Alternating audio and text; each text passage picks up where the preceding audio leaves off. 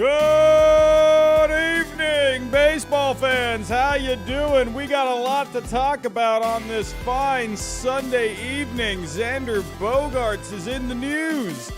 The Houston Astros are all over the news. Kodai Senga. We got Yoshida from Japan. We're going to talk about those guys. We got Nathan Eovaldi. We got Sean Murphy. We got Evan Longoria. Man, oh man, everyone. How you doing? Good evening. Good evening. Hello, hello, hello. Lots of familiar faces in the chat.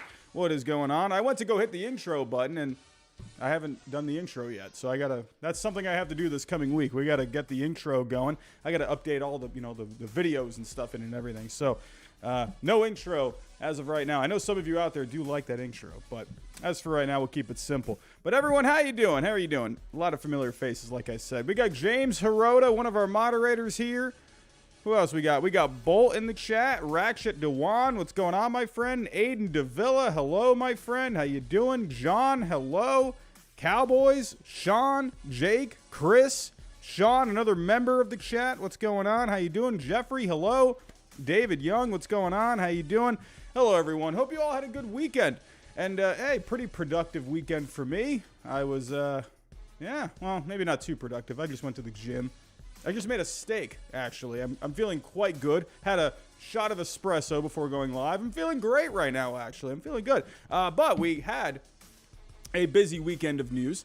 Hey, we got to get caught up on everything. So, you look out for Sunday nights. I think Sunday night will definitely be... I usually don't like to go live Friday or Saturday nights. That's kind of just my nights to kind of just hang out, see some friends, do whatever. But yeah, definitely Sunday nights. Be on the lookout moving forward. Honestly, I like to try to go live Sunday through Thursday. Those are usually the nights I like to go live in the off season. There will be some nights where I won't be able to, and I'll let you know ahead of time in the community tab. So, but definitely look out for Sundays. Instead of the Monday through Friday, we'll do Sunday through Thursday. So look out for that. But everyone, before I do get started, if you are new to the chat, think about subscribing down below. We're on our way to 30K subscribers. Help us get there. Hit that like button, everyone. Hit the bell notification. Hit the share button. Don't forget, we have partnerships here. SeatGeek. Use my code HIDE, 20 bucks off on your first purchase. And don't forget about Prize Picks. Use my code GINGER, and we get a 100% deposit match. And don't forget about our new sponsor, Manscaped. Use my code HIDE.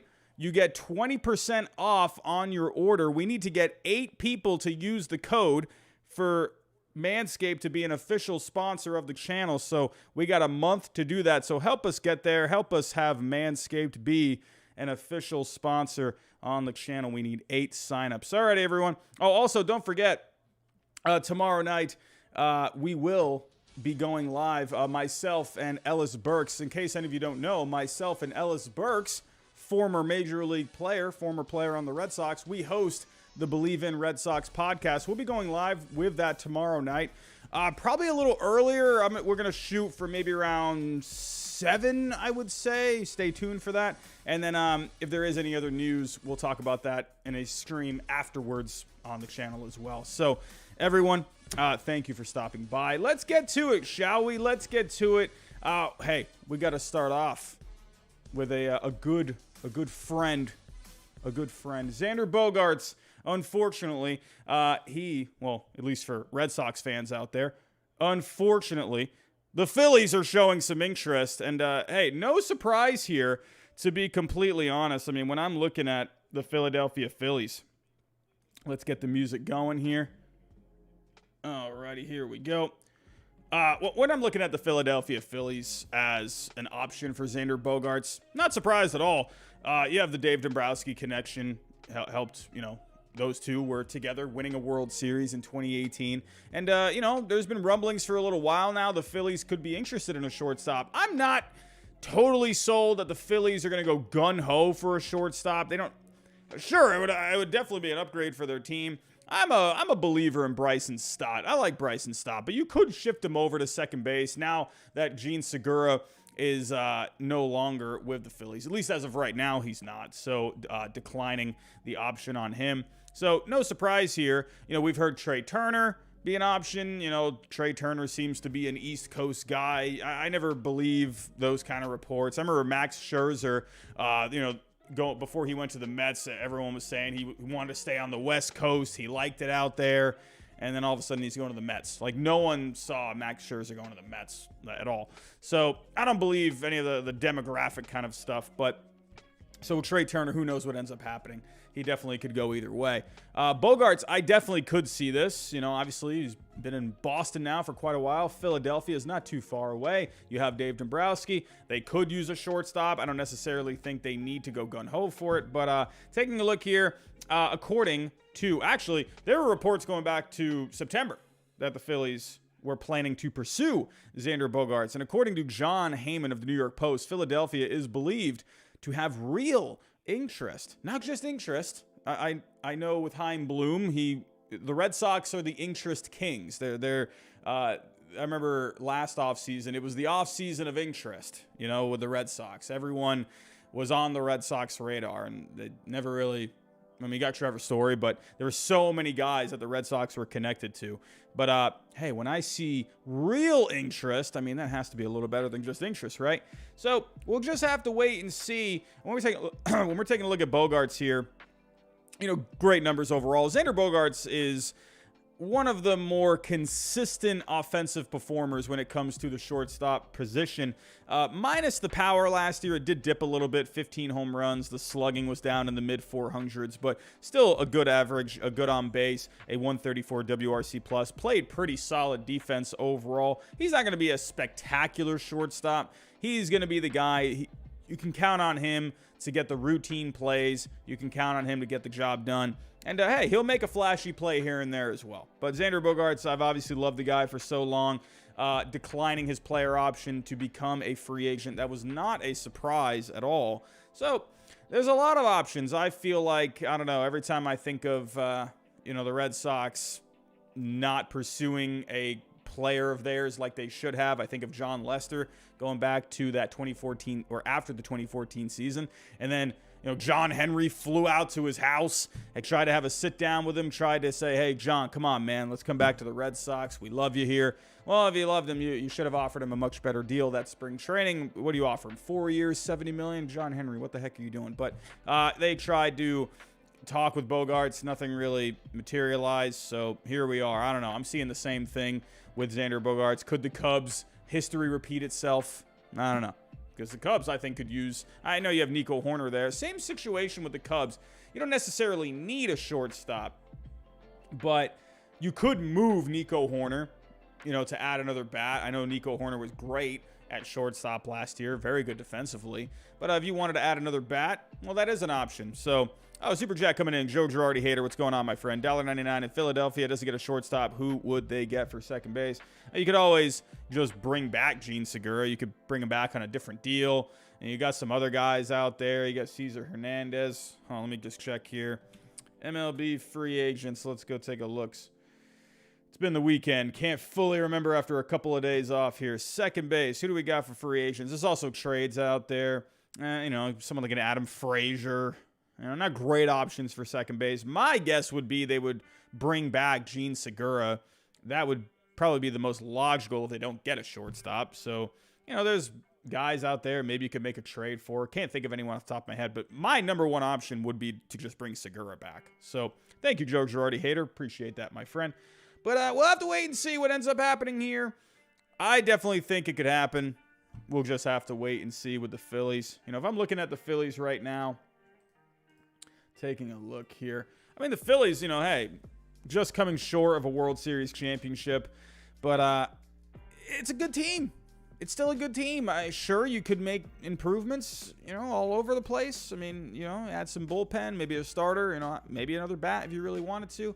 But I still like the way the squad looks. I do like Bryson Stott. I do think he has a future. Just have to wait and see which way they go. I think they could add another starter for this rotation, another bullpen arm or two. The Phillies are still really good. Oh, another one from Joe Girardi hater. Little Birdie told me the Phillies want a Rays left-handed pitcher. Ooh. Talking about what are you talking about? Let's go to the Tampa Bay Rays. We can't possibly mean McClanahan. I would imagine it can't be McClanahan. No way. I mean, my goodness. If that's who you're talking about, I mean, I don't know about that one. I mean, he's got a lot of arbitration. I don't think it's going to be McClanahan. Maybe, I don't know, someone like Ryan Yarbrough or like a Jeffrey Springs. Who the heck are you talking about, my friend? Maybe someone in the bullpen. Ooh, Brooks Raley, maybe. Someone like a Jalen Beeks. Got Garrett Clevinger there. Hey, you never know. I think the Phillies, if you were to go make a trade out there, the Phillies, they're still trying to build up that farm system. And, they got some decent guys in there, but I don't think they're going to be able to make any big splashy trades. But you could go after, someone for like a bullpen or something. I could see the Phillies doing something like that. We'll have to wait and see. But for Bogaerts, will his home be Philly? We'll have to wait and see. I definitely think it is possible.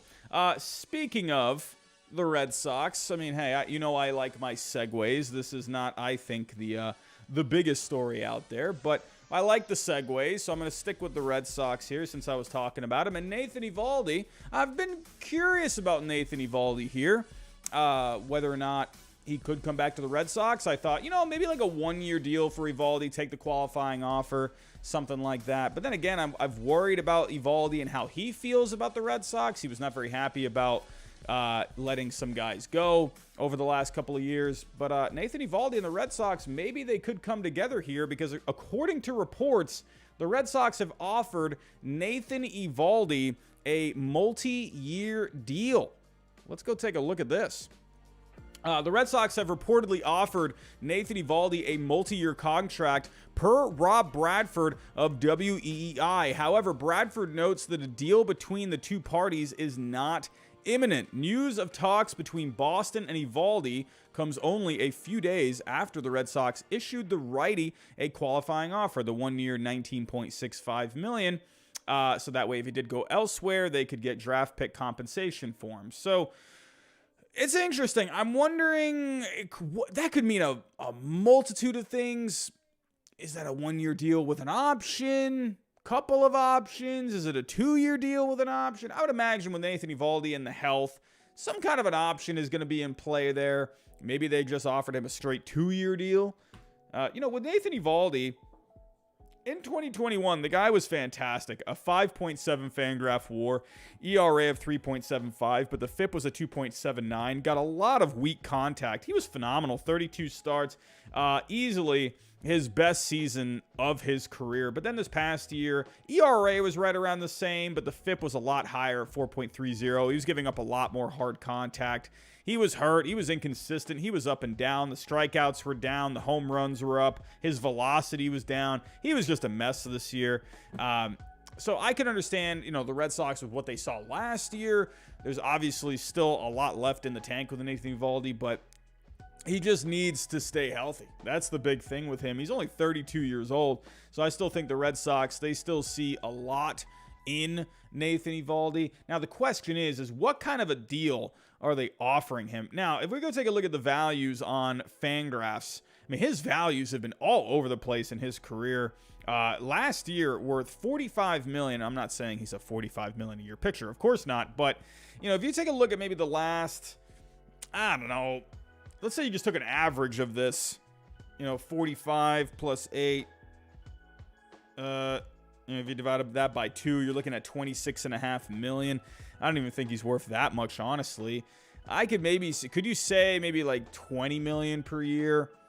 Maybe right around, I would probably say 20 to 25 million, more towards the lower end of that. Maybe like 2021, something like that. If they offered him the qualifying offer, I would think they're probably looking at around 20 to 21, maybe 22, per. So maybe like a 2-year, $40 million deal, something like that. I could see something like that for Eovaldi. Now, the question is, does Eovaldi, I honestly think, does he want to go back to the Red Sox? Will he get more money on the open market? At the end of the day, I think it is just going to come down to the money, as it always is. The money always talks in free agency. So Eovaldi is just going to go where he feels that they're going to pay him the most. He needs to also be smart about this too, because you never know with the health. The Red Sox, that would be the more safe pick, I would say. But then again, maybe the Red Sox are maybe not even offering 20. Could the Red Sox maybe be offering somewhere like 16 to 18? I could see something like that. The Red Sox, they tend to, they tend not to go very far when it comes to these extensions. Maybe they feel like, they could do the 1 year qualifying offer at 19.6, or maybe they're offering him like, I don't know, maybe like 17, 18 for each year over the next 2 years. So maybe they're offering him like 2 years, 35, something like that. Maybe not even that. Maybe they're not even going like 15, 16. I could see, honestly, the Red Sox tend to do that. So I think that's possible. Let's say if he has the 1 year, 19.65 versus maybe like a 2 year deal with an option at maybe like 16 per or like 17 per. That's going to be a decision Nathan Eovaldi is going to have to make because, does he want to maybe try and go out into the market now or take the deal, Or they have offered him the qualifying offer, so he could just take that. That's my guess. The Red Sox are probably offering him like 2-3 years, some kind of an option involved. 17, 18 per. Maybe they're going a little higher, 2021 possibly. Somewhere in that range, anywhere from like 17 to 20-ish, probably. Maybe a little more than 20, maybe in that range. But probably a 2-3 year deal, lower AAV, or they can just do the 1 year at 19. That's my guess. So it's going to come down to what Eovaldi wants to do. Does he want to just take... I think if you're Eovaldi, if I'm Nathan Eovaldi, obviously I'm a dope just sitting at my desk in my apartment, and I'm pretty sure the guy and his agent are never going to listen to me, but if I'm Nathan Eovaldi, I'd probably just take the 1 year deal because you were hurt last year, get the guaranteed money, go out into the open market again next year. But then again, I guess it really comes down to, do you feel confident enough that you can stay healthy next year? So do you want to take the safe bet? I don't know. That's going to be tough. I don't think Nathan Eovaldi, I think it's very possible he could just go out into the open market. Maybe a team is willing to spend the money on him, maybe go a little further than what the Red Sox are offering. Let's say the Red Sox are offering him something like 3 years, like 17 per year. I don't know. Let's say 3 times 17. Let's say they're offering him like 3 years, 50, something like that, just a ballpark. But let's say the Phillies or another team like the Rangers who want pitching. Let's say they come at him with like a 3 year, 55, 60, Maybe the team came at him with like 18 per year. I don't know, 3 years, 55, something like that. I mean, I think that's possible. We'll just have to wait and see here with Eovaldi. I think this is going to be an interesting decision he's going to have to make. It's unfortunate he just had this down year with the injuries. The numbers didn't look all that great. And the teams, they're definitely looking at that FIP of 4.30. When they're seeing that, they're seeing the hard contact. But I think a lot of teams are also thinking too, yeah, you know what? Health-wise, he just didn't have it. But it's been a common thing for him. So how far are teams going to want to go with him? My guess is, I think there's a good chance I don't know. It's interesting. My guess would be he takes the 1 year deal, bets on himself, Sounds like a Nathan Eovaldi kind of a thing to do. The guy's a gamer, so maybe he wants to bet on himself, go back into the market next year, or just play it safe, stay with the Red Sox. I think it comes down to, does he like playing? Does he like the organization? Does he feel good about being with this organization, especially after what happened with Kevin Plawecki, letting Schwarber go, trading away Hunter Renfroe? Is he okay with staying with this organization? I think there's a lot of things in play here with Nathan Eovaldi. We're just going to have to wait and see, as always. Let's get to the next story, shall we? Here we go. Let's move on here. I mentioned the Rangers just a little bit ago as maybe a destination for Nathan Eovaldi. Let's stay in the state of Texas. Let's talk about the Astros. We actually have a few things to talk about here with the Astros. What the heck is going on with Houston? They just won a World Series, and now their general manager is out of town. The Astros and James Click have parted ways. What the heck is going on here? My goodness. Let's go take a look at this. Very interesting. So with James Click, Jim Crane, the owner, it's according to reports, it's not been a great relationship. They have not seen eye to eye. And even James Click has come out and said too, there were definitely things they disagreed upon, things they did agree upon. They didn't quite see eye to eye all the time. But in the end, they offered him a 1-year deal, which that's kind of a lame move, honestly. When you're a manager or an executive, especially one of him in that organization, you don't want to be, in limbo. That's kind of one of those things, a manager, you just don't ever want to be in that position. You want to know what your future is going to be, whether you're a manager or an executive, like a general manager or a president of baseball operations. So he did not want a 1-year deal. He wanted to, have security. So with him, they offered him a 1-year deal, and he basically said, nope, I'm not doing that. Absolutely not. So they decided to part ways. Jim Crane did have a statement prepared for him. We are grateful for all of James' contributions. We have had great success in each of his 3 seasons, and James has been an important part of that success. I want to personally thank him and wish him and his family well moving forward. Now, it's interesting because we just saw a report not too long ago where they wanted to bring in Wilson Contreras at the trade deadline, but Dusty Baker and Jim Crane, they agreed that they did not want to bring in Wilson Contreras. There was a deal already done, so I could see there was a bit of, animosity there between, those two. And it actually, there's a paragraph here on MLBTR. At least on the surface, there's some evidence that was true, not only with regard to free agent endeavors, but the trade market. Like I just mentioned, Crane, he nixed a trade agreement. It wasn't just Crane, it was Dusty Baker too, where he was like, not really feeling that. Ended up being the right move in the end. They brought in Christian Vasquez. But he's made a lot of other moves. Kendall Graveman, Rafael Montero, brought in Yimi Garcia, a Phil Mate, and a Brooks Raley. So, he's made good moves and obviously just won a World Series. So, in the end, there's just a lot of stuff going on behind the scenes. It wasn't just the Wilson Contreras thing. I guarantee that's not what broke their relationship. There was probably just a lot of things they just deferred on. And in the end, the Astros are going to be looking for someone new here. But as of right now, the Astros, they are being run by, I believe it is the assistant general manager and is it head of something else. I can't remember the exact title. Can't remember who the other person was. Who was it? I can't remember. Anyway, I know the assistant GM is definitely taking control of some things. But let's actually move on to our next story.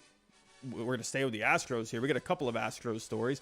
Even though James Click is no longer with the organization, the Astros are still making moves, bringing back, Rafael Montero. I mean, I thought Rafael Montero was going to go out into that market. I thought he was going to be able to get a deal, maybe as a closer somewhere. In the end, stays with the Astros. 3-year deal. My goodness. 3-year deal. Let's take a look at this. So, Rafael Montero and the Astros are in agreement on a 3-year, $34.5 million deal. To me, I think this is great. He had a fantastic season, man. I mean, I was thinking, man, he's probably good as gone. I'm surprised, honestly. I'm very surprised. But actually, I think it did say who is in charge here. I know. Where is it? It says it in here somewhere. I know it says that the assistant GM is taking care of things. Well, I can't find it right now. Whatever. But yeah, I think this is a big move for their bullpen. He was huge, man, as one of the setup guys last year. A huge bounce back season. He was really bad in 2021. 71 games, 2.37 ERA, 2.64 FIP. I mean, look how bad his year was back in 21, man. 6.39 ERA. But there was a good sign, though, a 3.86 FIP. So the Astros, they felt, and actually, if you remember, when he went over to Houston, he had 4 games with them, and he didn't give up any runs in those 4 games. It was very small sample size, but they saw something with him where they felt, okay, we can get this guy back on track. And right away, they did something with him, and it worked. And this guy was huge in the playoffs. I mean, look at his numbers here in the postseason. He had 10 games in the postseason, a 1.93 ERA, 4.29 FIP. He was walking a few guys. That was one thing. You know what, actually, I want to pull up Rafael Montero on Baseball Savant. We can actually see what changes he did make. I'm pretty sure they had him using a different kind of a mix with pitches. So we can see here, he throws the fastball, the sinker, the changeup, and the slider. So in 21, he was throwing his fastball 35% of the time. That went up 10%. So they basically just had him throwing his fastball more. So they had him pretty much around the same with the sinker, around the same with the changeup. So they had him using his slider less, about 7% less of the time. So, I mean, with Rafael Montero, he's always had good velocity. So they just said, hey, man, we got to start dominating with his fastball a little bit more. Maybe save the slider. You know, that can be a strikeout pitch. Don't expose it so much to these hitters. But yeah, he basically just went more fastball heavy at the end of the day. So, hey, I think it's great for the bullpen. Absolutely. I mean, what else is there to say? He was that good. Try and keep these guys that are good. You know, sounds pretty smart if you ask me. When guys are good, you keep them. Right? So, but we have something else to talk about here with Houston. And actually, I just talked about this guy. And could the Astros be revisiting these talks with Willson Contreras? The Astros are once again showing interest in Contreras. I find this interesting. So I know we just talked about Jim Crane shooting it down, but a big part of why they did shoot that down was because they felt like it was more, keeping Jose Urquidy was more valuable to the team, because they felt like with him, he was not going to complain about any sort of playing time. You had Martin Maldonado, who was huge for the team, for the Astros. You could see how good that pitching staff was. So they were probably thinking here, it might not be a great dynamic with Maldonado and Contreras, because Maldonado has been doing such a great job with the pitching staff. I can understand it on paper. With Maldonado, he was more of the defensive guy, handled the pitchers well, while Wilson Contreras has always been more known to be more of the offensive kind of a catcher. So on paper, I can see where it balances out, but when you're just looking at team chemistry, they didn't like the idea of it. Now, it's the offseason. You got a new season next year, so maybe they're looking at it a little differently. They probably thought, we don't want to mess up the chemistry halfway through the season. We have a good thing going here, and that's why Dusty Baker steps in and says, nah, man, we can't mess up this formula. These pitchers are doing fantastic with Maldonado. We can't mess this up, but it's an offseason now. You can reset. You could have Contreras come in. You can have him be that guy, maybe take over a little bit more of that role. And Maldonado can kind of revert more back to a bench role, right? And maybe, Maldonado, I think, isn't he a free agent now? If I am not mistaken, I believe he is. Well, I would think they would bring him back. Yeah, he is a free agent. Now, don't forget, they also have Corey Lee. So could they just be going, oh, no, he's not a free agent. I'm sorry. He's not a free agent. He's right there. Sorry. When is he a free agent? Okay, so he has one more year left. Apologies for that, everyone. But so they still have Maldonado. So maybe you could bring in Contreras. Maldonado can go more to a backup role. And Maldonado can maybe work with Contreras, like, hey, this is what worked last year, help him out with some defense. Hey, just because, a player may not have a reputation like Contreras, he's never really been known as more of a defensive kind of a guy. You can always work with these guys, right? So maybe that's the idea that they have. They've always had an eye on him, obviously. And at the end of the day, as good as Maldonado was with the pitching staff, he had 15 home runs, but man, he was really kind of a black hole in the lineup. And Willson Contreras would definitely add more of a bat. I mean, look at the on-base percentage, 22 home runs, a 132 WRC plus. So to me at the deadline, I can understand why they went the route that they did, bringing in Christian Vasquez, because Christian Vasquez, very similar to a Martín Maldonado. What a duo. Two great defensive catchers and good with pitchers. You know, they prove that you don't need an offensive catcher to win a World Series. As long as you get enough offense. You know, Christian Vasquez contributed a little bit. Maldonado had a couple of hits in the postseason, but they show that you don't need offense at the catcher position. But it will never hurt to add this kind of a bat in a Willson Contreras. And there's still a lot of good things about Willson Contreras. He has shown that he can be pretty decent on defense. I mean, if we go take a look here at the advanced numbers. Last year, he had -1 defensive runs saved. One problem with Contreras has always been the framing.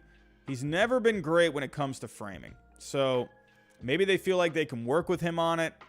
You know, hey, just like when they brought in Rafael Montero. Look how bad he was. The Astros, hey, coaching is a thing. Even in the major leagues, it's still a thing. Coaches are valuable. So maybe they feel like they can work with him. Again, at the deadline, they probably felt, no, it's in the middle of the season. We can't really be doing this stuff right now. But I could see this. Astros, I definitely think, can be a contender for Willson Contreras. You will never hate adding that kind of a bat. It'll be interesting. So, we have a couple of super chats here. Let me get caught up on these. Tom Amiano, one of the members here. Thank you, Tom. Drury to the Sox, pop and versatility. I wouldn't mind it at all. And I think that's realistic, honestly. I guess it comes down to what kind of money is he going to be looking for? Can they come to terms? I mean, that's the kind of player that Chaim Bloom and Alex Cora like. So I could see Drury being a possibility. Absolutely, Tom. Thank you so much for that. I appreciate that. A couple more coming in. Seabass, what's going on here? What do you think of Nimmo on the Rockies? There's that hometown connection. He's not really from there, but he's close. So from Wyoming, I believe, originally, so not too far away. You got that connection. I mean, sure. Absolutely. I mean, why not? The Rockies are just weird. They're like that weird dude when you go to a party, he's just kind of like off to the corner, but there's just something about him. You know what I mean? That's the Rockies. So, I don't know. I mean, bringing in Chris Bryant last year, you can't count the Rockies out. They're just the oddball team in the market. So, why not? I don't see why not. It would help their lineup, absolutely. Matthew Parker, what's going on, man? What do you think about the Rays' 40-man problem? That's the one thing with the Rays, is they have so many guys that are good that could have roster spots. So they already got rid of Ji-Man Choi, so that's one thing. I believe they need to crunch maybe one more guy, I believe. I can't remember the exact. Is it one or like two?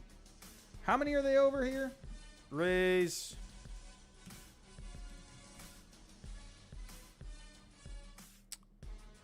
Let's see. Taking a look. So you got the Rule 5 draft coming up. Don't forget about that. All right. So I'm looking at this. So now that Tampa Bay have their first round of moves to close out their injured list and get back to the 40 men on the Major League roster, it's now time to look at the next signpost. I don't know. I haven't really looked too much into this. Let's see. With the Rays, I mean, could they... how many... Is there a way to... So the 40-man... That's the one thing, man. Tampa, they just produce so much talent. They got so many guys. Could they maybe trade someone? You know, if you were to maybe trade someone possibly and try and get some minor leaguers. I mean, who are some guys, actually? Let me go here to the payroll. Who are some other guys? Well, actually, all these guys are pretty far away. Well, you got... Well... That was the thing about Ji-Man Choi, is he was close to free agency. I think he was a year away. Now they're pretty far away with everyone. You got all these guys. So I would imagine maybe one of these guys if you are to clear some room, you could possibly, I don't know, someone like a Ryan Yarbrough. I could see maybe a team out there looking for some starting pitching, back end, some depth. Someone like Jeffrey Springs. Maybe try and take advantage of his value while it's still high. He had a pretty good season last year. I could totally see the Rays doing something like that, where, you know, like kind of an oddball year. Jeffrey Springs was so bad with the Red Sox, and all of a sudden he went to Tampa Bay and he was good. I could totally see the Rays trying to take advantage. I mean, it's possible, you know. Let me actually go here to baseball trade values. Oh, whoops, what the heck did I just do? So we can take a look here at some guys that have some good value. Baseball trade values. The best baseball trade simulator out there, everyone. Here we go. So for the Rays, who are some guys that have some good value? See, look at Jeffrey Springs. $17.5 million worth of value. I could see the Rays maybe shipping him somewhere if they were to try and clear out another spot. Could they possibly take advantage of someone like Yandy Diaz? Had a good season last year. Maybe. I don't know. If I were to go back, so someone like Trinos, Diaz, we said, Yarbrough. What is Yarbrough's value? I would imagine Yarbrough doesn't have great value right now. Probably, yeah, he's got zero value. So, probably not Yarbrough. I would say if you are going to clear off something, probably Jeffrey Springs. That would seem to make some sense. 2 years away.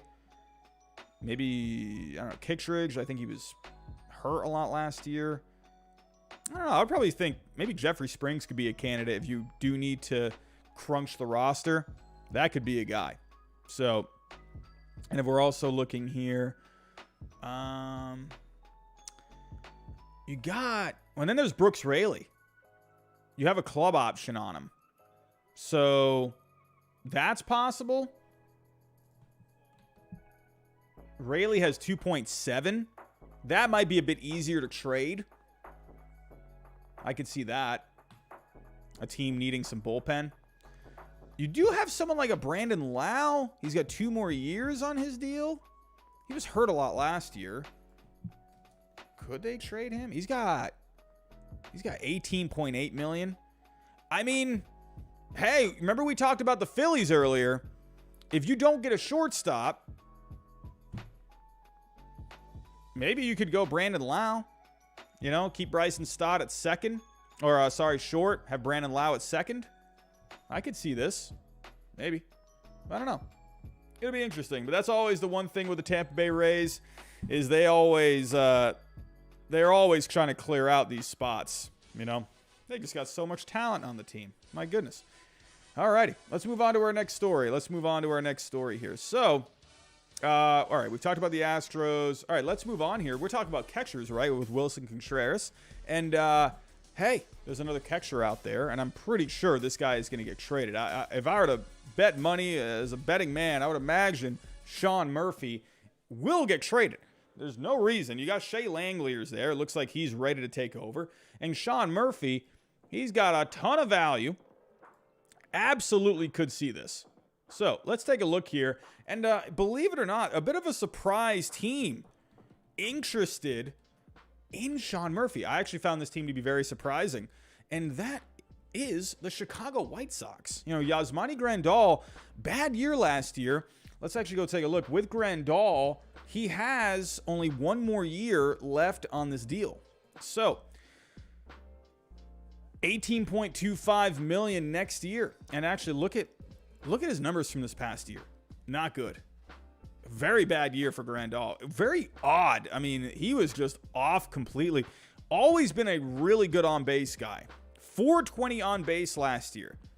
Down to 301 this year. The power just completely fell off. He was awful. He was still good defensively, but he's been way better defensively in the past.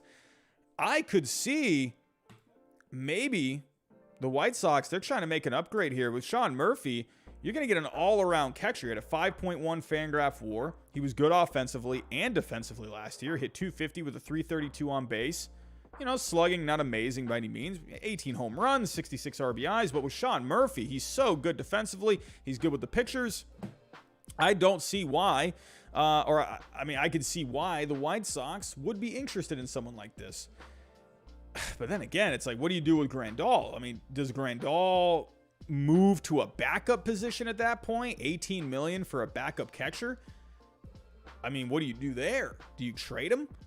I mean, if we're looking at Grandal here, I don't know. Maybe a team would want to take a chance on him.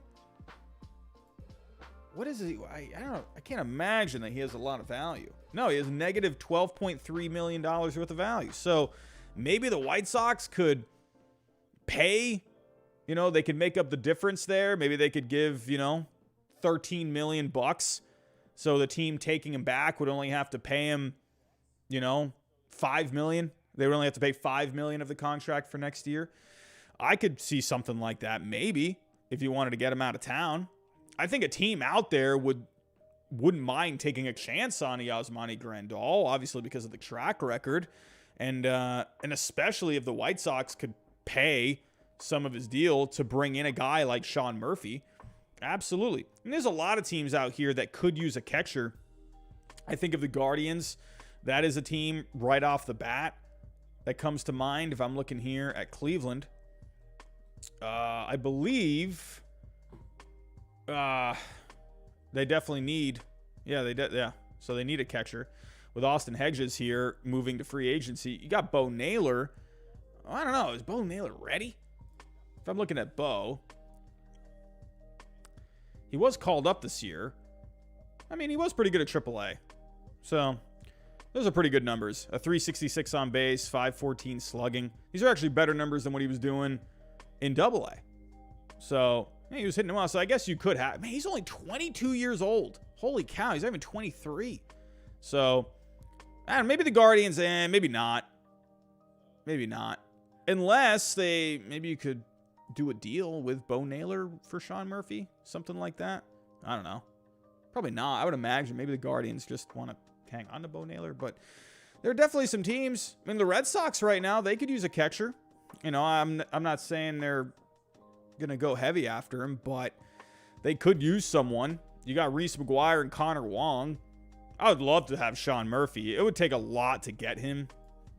If I'm pulling up his trade value here. Let's go to the A's. So Sean Murphy, $51 million worth of value. It's going to take a lot to get Sean Murphy. It's going to take a couple of pretty good prospects. You're probably looking at probably a 3 to 4 prospect kind of a deal. At least 2 good prospects. So that is definitely something. Now, if I'm thinking of teams, let me go to the leaderboards from last year. So you could maybe the Blue Jays. That's possible. No, it's not the Blue Jays. Sorry. They have a catcher they're trying to get rid of. Maybe the Cardinals. You could look at a team like the Cardinals possibly. That could be a pretty good fit.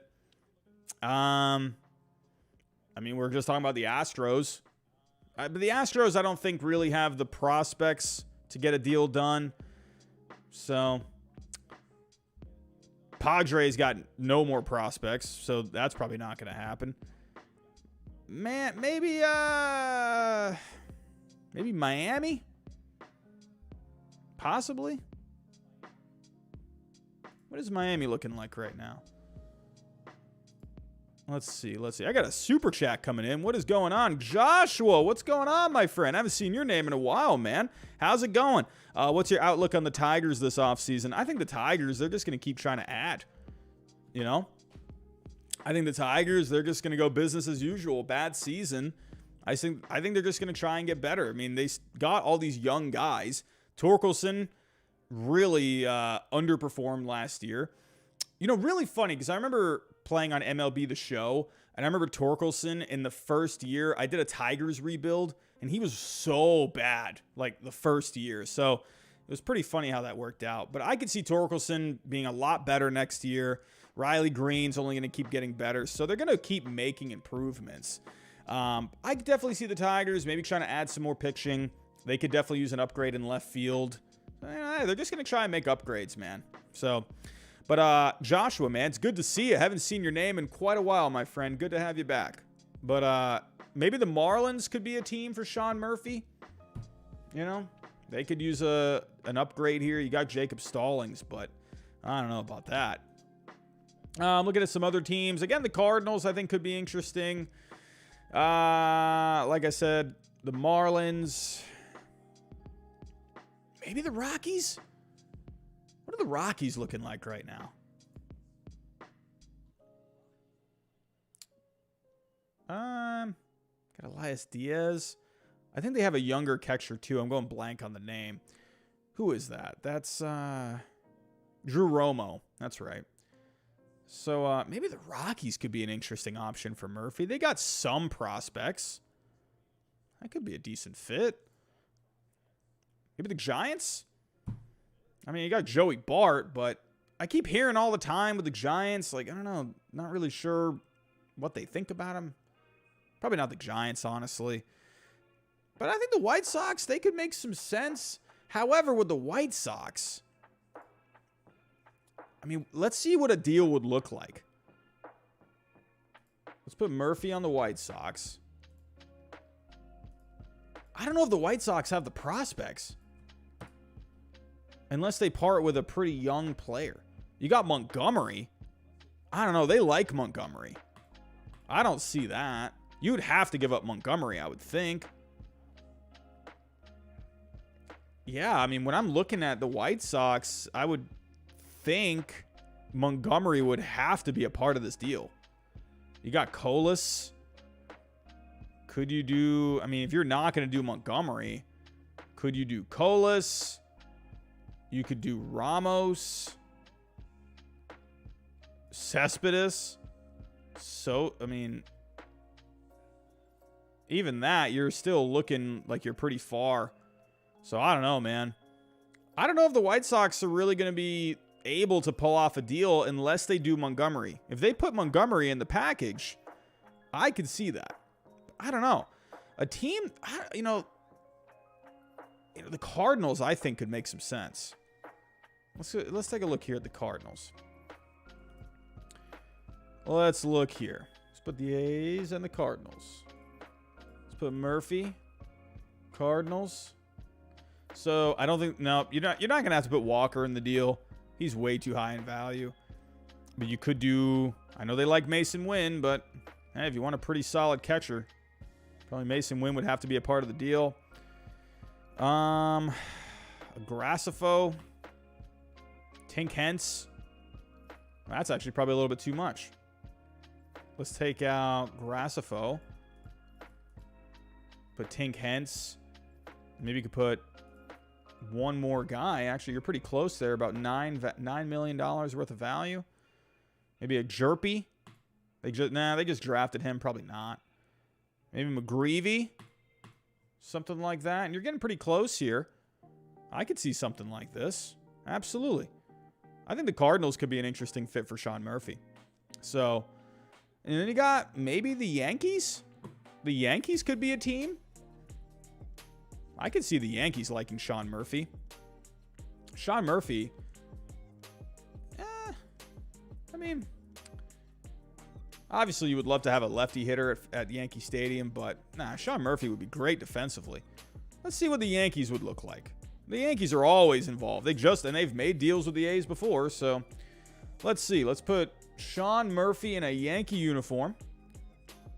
And let's take a look. Well, okay, Volpe, not going to be included. You know, Peraza, I think, is going to be staying, man. Going to be staying. You could do who you lead with. That's the problem. Could you? I mean, we always put Peraza in these deals, but they seem to like him. He was in the postseason last year, so you're probably not going to do Peraza. I mean, do they do the unthinkable and put Dominguez in there? I don't know. The Yankees, they got prospects that they could make a deal, but will they do it? Knowing the Yankees, probably not. Or I see you in the chat. Blake will do it. Maybe the Cubs. Maybe the Cubs. Why not the Cubs? Let's see what the Cubs are looking like right now. You got Yan Gomes. So I read somewhere that the Cubs pitchers liked working with Yan Gomes. So if they don't bring back Contreras, I honestly could see them just sticking with Yan Gomes. You know, I'm bringing in like another catcher, you know, to play backup. So, but if you were to do Sean Murphy and the Cubs, I mean, why not? The Cubs got some prospects. I think this could be pretty fun. Let's put Sean Murphy in a Cubs uniform. And, you know, you got a young third baseman here in Morel. Probably not a Peter Crow Armstrong. Maybe you could do Casey. Maybe someone like a Horton. I think it's drafted him. Maybe Killian. Hey, they could get a deal done. Absolutely. I mean, just 3 guys right here. You could probably, you know, take one of these guys out, put someone else in, and they're in the ballpark for someone like a Sean Murphy. So, absolutely. I see you. Brent plays Madden. Maybe the Mets. Maybe the Mets. Absolutely. I think the Mets could do it. Let's do one more before we move on. Let's take out the Cubs. Let's put the Mets. Let's see. So, looking at the Mets' current situation. So, crazy, man, how James McCann has just completely fallen off. Man, oh, man. That's crazy. James McCann. Right now, Thomas Nido is what Fangraphs think is the guy. So, you know, Sean Murphy. Let's see. What would a Mets trade look like? Well, no, you got Alvarez. I don't think that. They got Alvarez. So that's not going to happen. You know, when I see it, that's how I remember things. Where is Alvarez? Why is Alvarez not listed here? Whoa, we got a $10 super chat. What's going on? 350 in the chat and only 80 likes. Take a second and hit that button. My goodness. Oh, with an exclamation point. Thank you for that. I do appreciate that. But everyone, if you can, hit that like button for me. Really appreciate that, my friend. Really appreciate that super chat. Appreciate you trying to help out the streams. But yeah, if you can, everyone, hit that like button for me. It goes a long way. But let's get back to it. Again, appreciate the super chat. So, but yeah, Alvarez is going to be the guy, I would think. I don't know why they got him down here. They just called him up last year. Why is he not listed up here? He should be up here. So, I don't know. But yeah, probably not the Mets because you got Alvarez. So, yeah, we'll have to just wait and see, man. As always with Sean Murphy, there's a lot of teams that could use him. I think the Cardinals could be a really nice fit. I think that could be awesome. I would like Sean Murphy in a Cardinals uniform. I think the Rockies could be interesting. You know? I think that could be pretty interesting. Watch out for the Rockies. They're going to do something this offseason. They're going to do something. But let's move on to our next story here. Let's talk about a couple of guys coming over from Japan. We got Kodai Senga and Masataka Yoshida. Multiple teams showing interest. We always love interest. But taking a look here, I mean, there's a lot of teams here. There's a lot of teams. Let's start off with Kodai Senga. Earlier, the Giants are interested. I mean, everyone's going to be interested in Kodai Senga. I mean, starting pitcher, throws hard, has great stuff. I mean, what team would not want to have someone like a Kodai Senga? Tom Amiano, what's going on, my friend? Sox trade for Carson Kelly. I think anything is possible with Carson Kelly. Real quick before I just move on here. So Carson Kelly, I mean, why not? You know, catcher, they need something. 28 years old, not great offensively. Defensively, I mean, I don't know. I'm seeing probably not Carson Kelly, to be completely honest. I don't know. I don't see. He's not really going to give you much offense. You have Reese McGuire there defensively. So I would probably say no on Carson Kelly. But I don't know. I think the Red Sox, they're definitely going to be looking at catchers. The one guy that I keep thinking that the Red Sox are going to go to, they're going to look at Mike Zunino. You know, because it just makes so much sense. You have the Rays connection. He was hurt last year. So you're probably going to be able to get him for cheap. He'll probably take a 1-year deal with an option. You know, I could totally see Chaim Bloom doing that. So we have another super chat coming in. Oh, with an exclamation point. Red Sox no Dice K was enough. Man, I love Dice K, man. Oh, that was awesome. When the Red Sox were going after Dice K, that whole saga was just so entertaining to me. I love that. 2007, before that season, dude, oh my God. Because this is when you didn't really have social media. You didn't have Twitter. You didn't have anything. You had the internet, but you didn't really have, like, all you were relying on were basically your local papers, those reporters trying to get the scoop on anything. You were looking for any kind of an update. And the Red Sox, they flew out to see him in California, and then all of a sudden he's on the plane back to Boston, and people were tracking his flight and everything. I love that. I still remember that day. That was fun. I love the whole Dice K sweepstakes. That was awesome. And hey, look what ended up happening that season. Dice K, he was fun in the beginning. I still remember with Dice K, that first start in Kansas City looked awesome. I remember do you remember the guys, the players? Do you remember back in the day? See if you can remember this with me. The players were wearing those long sleeves. They were like the Under Armour, like stretchy, spandexy kind of material. But Major League Baseball, it was like you had the sleeves, but then you had like this sort of like checkered print on it. It almost looked like a Spider-Man costume. Like if you had the red sleeves, it had like the blue like checker prints on. They weren't like checkered, but like I can't remember what they were called. Like you would have the color of your team, and then the main torso part of the shirt or the long sleeve was like gray. I remember I used to have like two of those. I remember at Dice K, he always wore those, and I still remember that day vividly. I remember that first start against Kansas City. That first start at Fenway with Ichiro. Oh, I love Dice K, man. I loved everything about that. Loved it. So I always have a soft spot for these guys coming over from Japan, And if the Red Sox got Kodai Senga, with an exclamation point. I know you said Dice K was enough, but I would love it. I would love it. Absolutely, I would. This guy's got good stuff, too. Everyone, if you didn't see my video, I just did like a quick 5-minute video on Kodai Senga as well as Masataka Yoshida. Just a quick little rundown of those two guys. If you haven't seen it, go check it out. But, it says here the Giants are interested. You got teams all over the place. The Dodgers are showing some interest in him.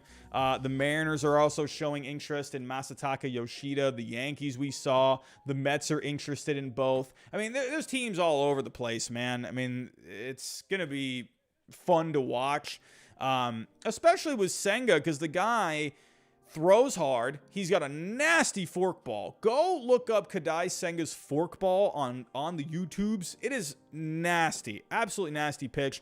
He can throw a curve. He can throw a slider. Dude's nasty. And so he is a free agent now. So he will be able...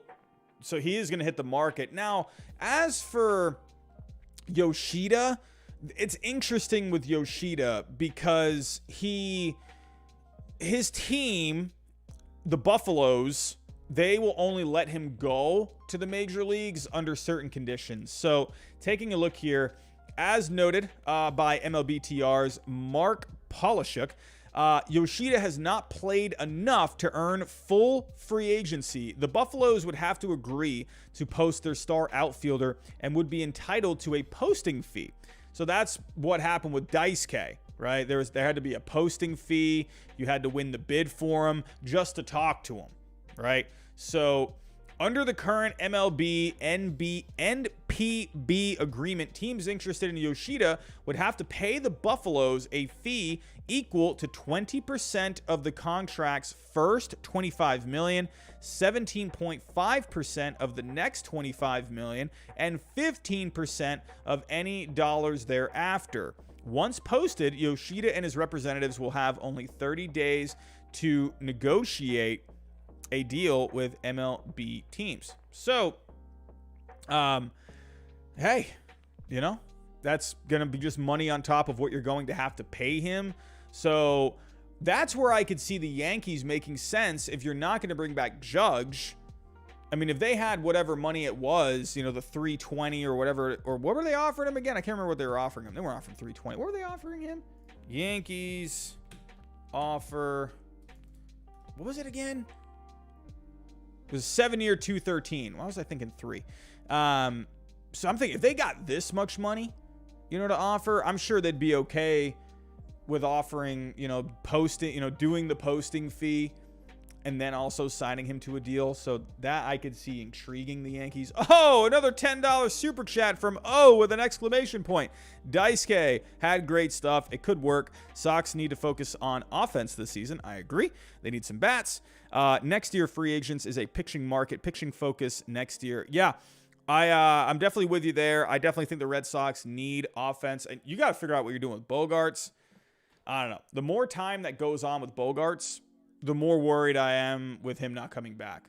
What do you do with Devers? Are you going to get this guy signed up long-term? If you don't sign him long-term, you got to trade him. So does it come down, if you're not going to sign Devers long-term, you either got to trade him this offseason or you're going to have to trade him at the deadline. I don't know. So I could see the Red Sox hanging on to Devers up until the deadline. Maybe they try to work out some kind of a deal up until then, and then they'll just trade him at the deadline if they can't come to an agreement. Because at the end of the day, Devers is just going to make your team better, you know. So I could see the Red Sox. It was different with Mookie because you had Bogaerts and you had Devers. You know, you had guys. But now, if you're going to lose Bogaerts, you can't lose Devers too. I mean, your team is just shot at that point. So I agree with you on the offense. You got to figure that out. But yeah, there's definitely going to be a lot of pitching in next year's market. But I agree with you, my friend. I agree. Thank you for another $10. I appreciate you, my friend. You are awesome. So definitely the Giants. I mean, yeah, they could definitely use some pitching. Every team could use pitching at the end of the day. With the San Francisco Giants, let's go pull up the Giants here. Especially if you're losing Carlos Rodon. They definitely could use a guy. But, you know, starting pitching-wise, the Giants don't look all that terrible. I mean, the top two, Logan Webb, Alex Cobb, I'm okay with those guys. It gets a little dicey with Wood, Desclafani, and Junis. So I think they could use another guy here. It's not the worst starting pitching out there. I love Logan Webb. He's one of my favorite pitchers. But I could see them going after someone like him. Sure, why not? And the Dodgers, hey, supposedly bringing back Clayton Kershaw. And so, yeah, I could see the Dodgers too. Any team on the West Coast is just going to make a lot of sense because you're just geographically closer to Japan. That could be pretty fun for the Dodgers to do something like this. Kershaw, Urias, Gonsolin, May. You know, you got a Pepio back there too. And then you add a guy like Senga with that stuff. Oh, man. Man, oh, man. That could be fantastic. So, a team like the Mariners, again, showing interest in a Masataka Yoshida. You got Haniger as a free agent now. I mean, why not? I mean, there's so many different options. Oh, my goodness. Another super chat from O. Devers needs to go. He's looking for a contract that's over his head. He's not worth $35 to $40 million per season. I do agree with you there. I would love to keep Devers as long as it's the right price. I'm not giving this guy $35 million. You know, I think Devers, I could see, 25 to 28, maybe, 30. I could see that. But if you're going 35, 40, nah, man, I'm not doing that. Absolutely not.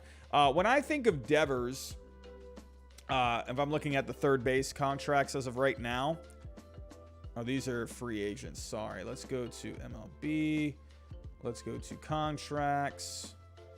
So if I'm looking at third baseman, I mean, if you're looking at Anthony Rendon getting 245 over 7 and Austin Riley getting 212, I know Anthony Rendon hit the open market, so that's a little different.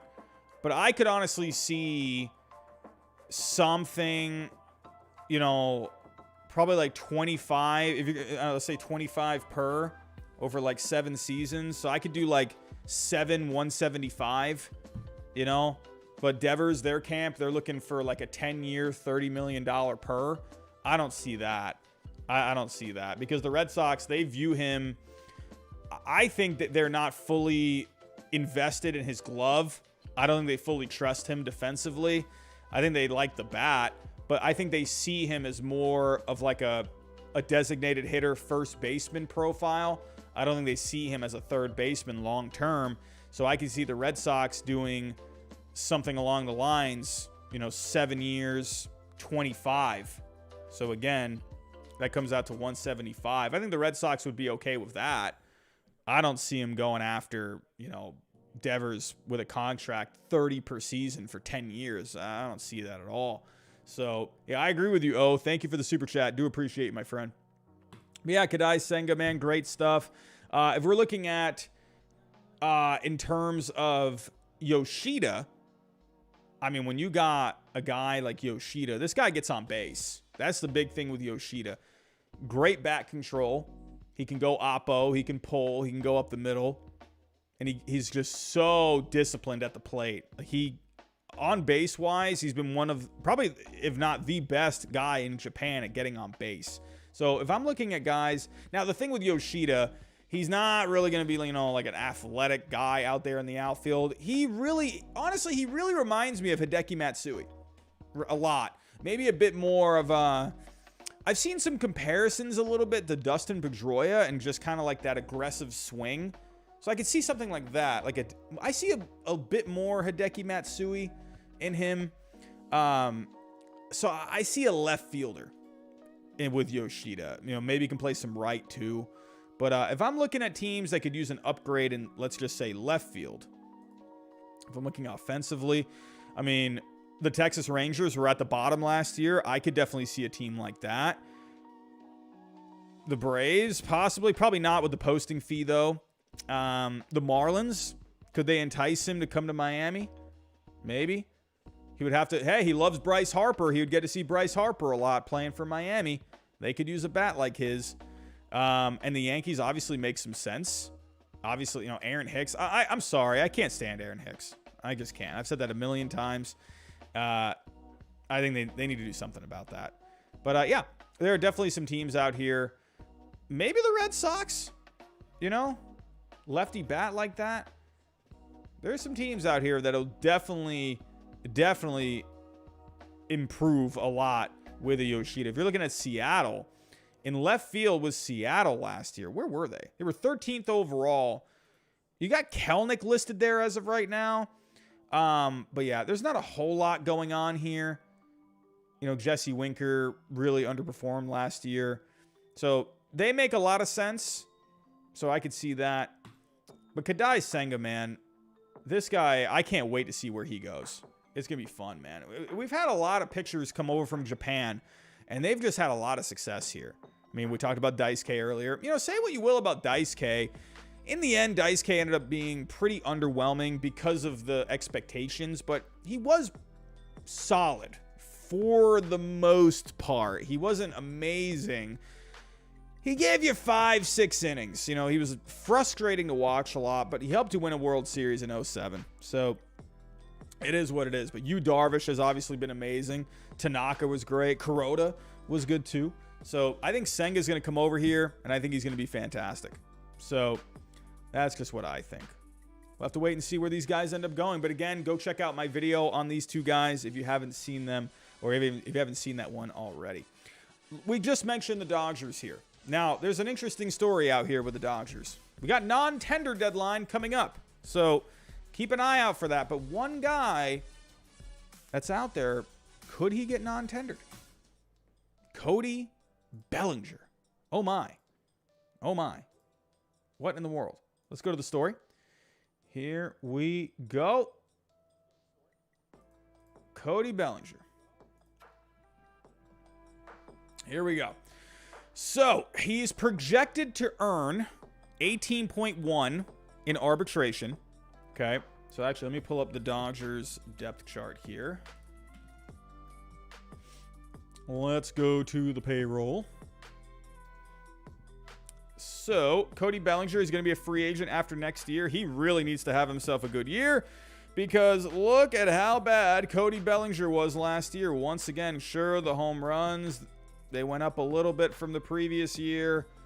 He did better I mean, he played obviously more.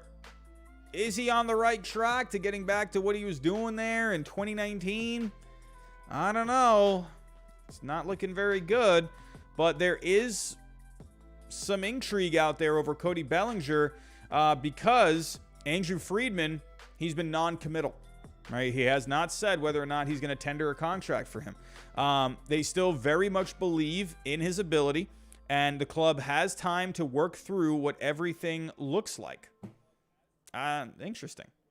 Interesting. So Scott Boras actually chimed in on this. He was quick to downplay the idea of a non-tender. You just don't find talents like this. It's really about getting his strength back so he can repeat his skill level. Don't forget, Bellinger did go through a lot of injuries last year, or 2021, sorry. At the end of the day, though, I get what Boras is doing here. Obviously, you got to speak highly of your guys, right? But that'd be crazy. If they non-tendered him, man, that's nuts. Like, just thinking of that. It's very possible. With how bad he was, he's been awful. I mean, he's not, I don't say awful, but compared to what he was, he's nowhere close. I think they will tender him a deal because at the end of the day, he had 19 homers, 14 stolen bases. He's still good defensively out there. I think he ends up staying, but I do think it is interesting that people are wondering, you know, because of the fact that he has not been committal. Andrew Friedman has not been committal. I think it's interesting. I do think he ends up staying, but don't be shocked. You know, maybe the Dodgers, they feel like it's time to move on. They feel like, you know, if it's time to move on, they gotta, hey, another season, another postseason exit.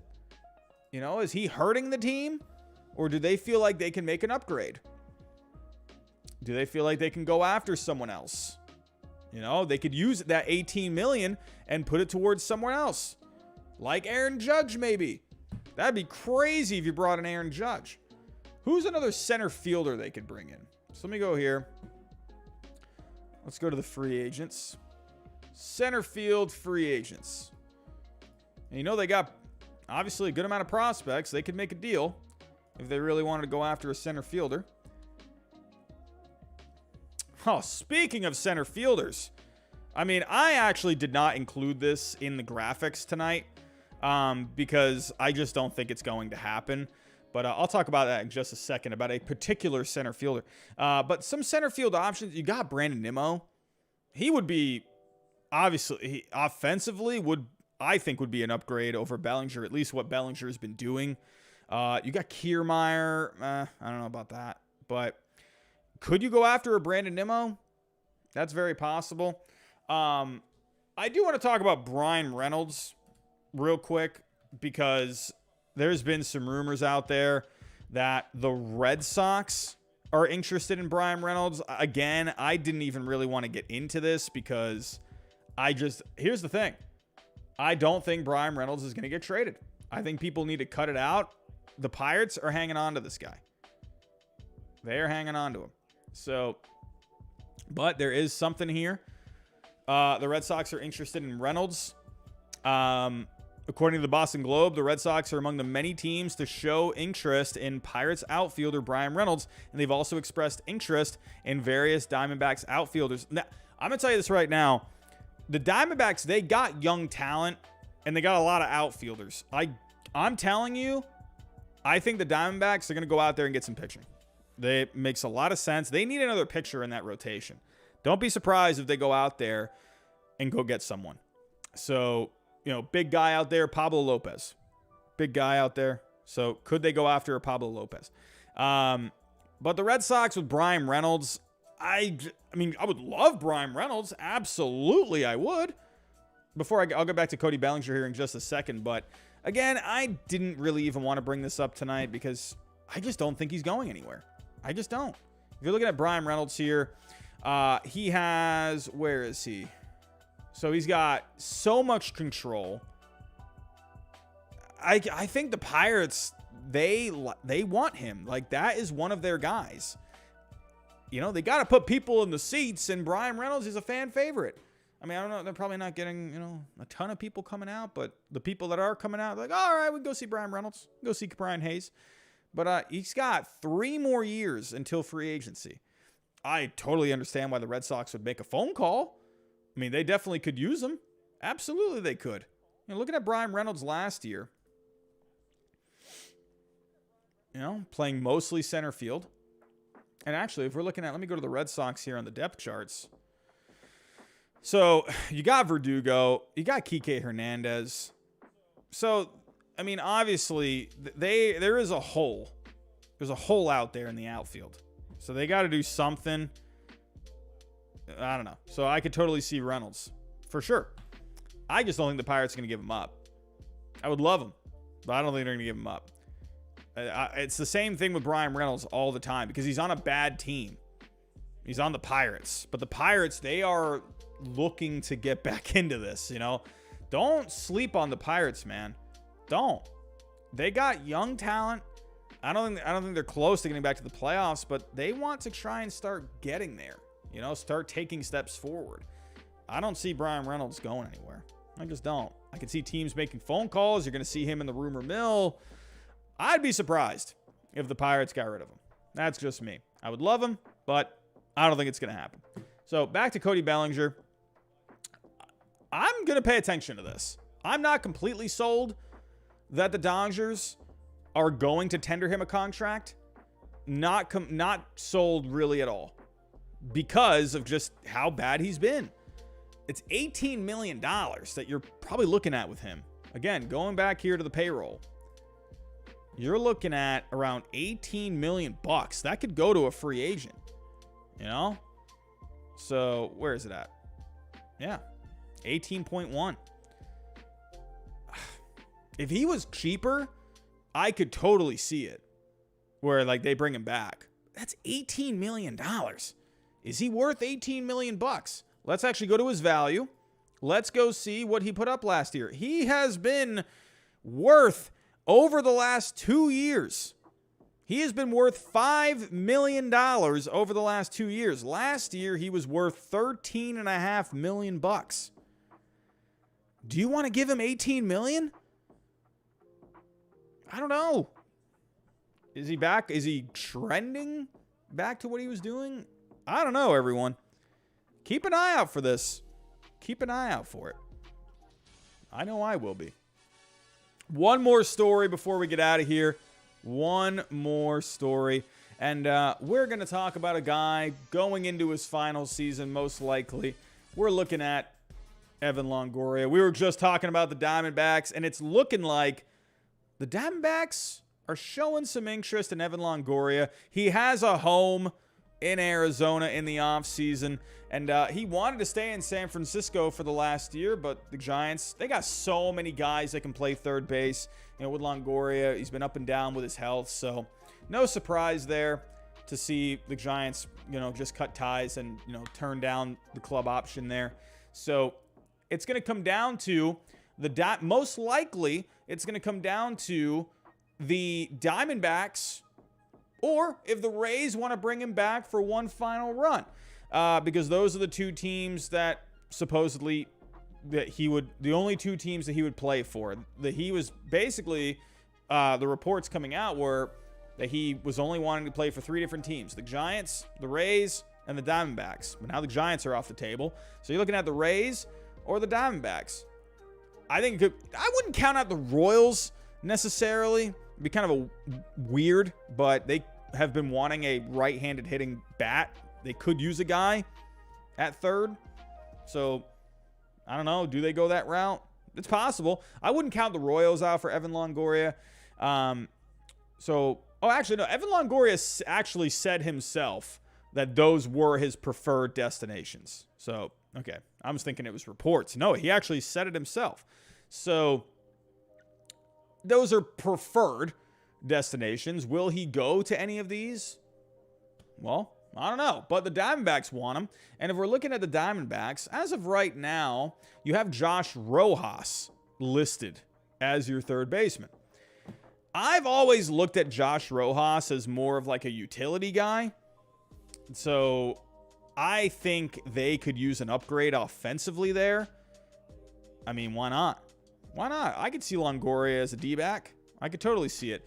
I'm telling you, the Diamondbacks are going to be a sneaky, sneaky team next year. I think they could be the Guardians of next year. The Guardians, they just surprised everyone this year. I think the Diamondbacks could be that team next year. They got money. They got young players. They got fun players. They just need to make some tweaks with this team. They need pitching, but they got a lot of outfielders. They absolutely could make some kind of a deal where, you know, if you're looking at guys, I don't think they're going to get rid of Varsho. I think they keep him. Someone like a Jake McCarthy could be interesting. Corbin Carroll, they're going to hang on to him. But don't forget, you got Alek Thomas as well. I wonder, you know, is Jake McCarthy a guy that is expendable? Again, if you're looking at here, the outfield prospects, like I said, you got Alek Thomas. You got some depth with Jordan Luplow, but they can go out here and they can go spend an outfielder and get some pitching, bring in a righty bat like Evan Longoria, and hey, I think you got something here. They actually are pretty lefty heavy. You got Varsho, McCarthy, Rojas, Carroll, and Smith. So if you traded McCarthy, you could put Alek Thomas in. And Alek Thomas last year, well, he's a lefty bat too, but Alek Thomas did show some promising signs early on. But to me, that's the guy that you would just stick out there. McCarthy, bring him in, bring some pitching in for him. You could sign Longoria at third base. Rojas can move around. I think that makes the Diamondbacks better. I think it would be a great fit. I would love Longoria on the Diamondbacks. Absolutely. But we'll just have to wait and see. Again, could the Rays? Looking at Tampa Bay. I don't know. Probably not. I mean, you got Yandy. Maybe as a DH. I don't see it, though, because the Rays, they like to keep that DH pretty open. With Longoria, I guess you could go back and forth with Diaz, but I could see the Rays wanting a bit more flexibility there. It'd be pretty cool to see him end his career with Tampa Bay. I wouldn't hate that. So, I still remember, though, 2009. I've had many miserable memories at Tropicana Field. I actually just went to Tropicana this past year, and I had to witness a walk-off home run. Kevin Kiermaier, I hate you. My goodness. That was awful. I hated every second of that. Nick Brady, thank you for subscribing. But back in 2009, what was it? It went to like the 13th inning. We had, let me see if I can remember how to say his name. Takahashi Saito. Was that how you said it? I could be saying that wrong. But either way, he was on the Red Sox. Japanese, very good reliever at one point. With the Red Sox, he was okay. Comes in, and bam, Evan Longoria with a walk-off home run. Still remember that. I believe that was 2009. I believe. Yeah. Good memories. Good memories. So seeing Evan Longoria back in Tampa Bay, hey, I guess that could be pretty fun. For me, miserable memories. Yeah, absolutely. I could definitely see him going to the Diamondbacks, though. But everyone, I'm going to get out of here. I got to work in the morning. It is Sunday night. It's 11:30 here on the East Coast. I got to go to sleep. I'm tired, man. I'm tired. But everyone, on your way out, if you can, hit that like button for me. If anyone is still new, think about subscribing down below. Hit the bell notification. That way you know I go live or upload content. Share the stream if you can. Don't forget about our sponsors, SeatGeek. Use my code HYDE. You get $20 off on your first purchase. Don't forget about Prize Picks. Use my code GINGER. You get a 100% deposit match. And don't forget about Manscaped. We're trying to get Manscaped as a full-time sponsor. We have 1 month to get 8 people to use my code. You get 20% off on your order. They got great stuff over there. They got all these fun little deodorants that you can put in a certain spot, and it will make you feeling fresh and clean. My goodness, go check it out. They got other things like razors as well, trimmers. Got nose hair trimmers. They got other trimmers that go in also certain spots that I can't talk about on here because this is a child-friendly show. But go check out all the things they have. They have a whole bunch of soap, shampoos, you name it.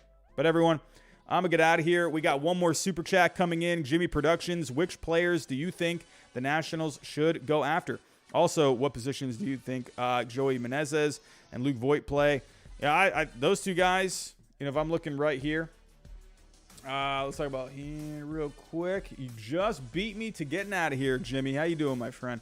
But yeah, Luke Voit, I mean, I'm guessing you just rotate him in. Probably keep him at DH, honestly. Joey Meneses. I'm excited to see what he can do next year. I'm excited.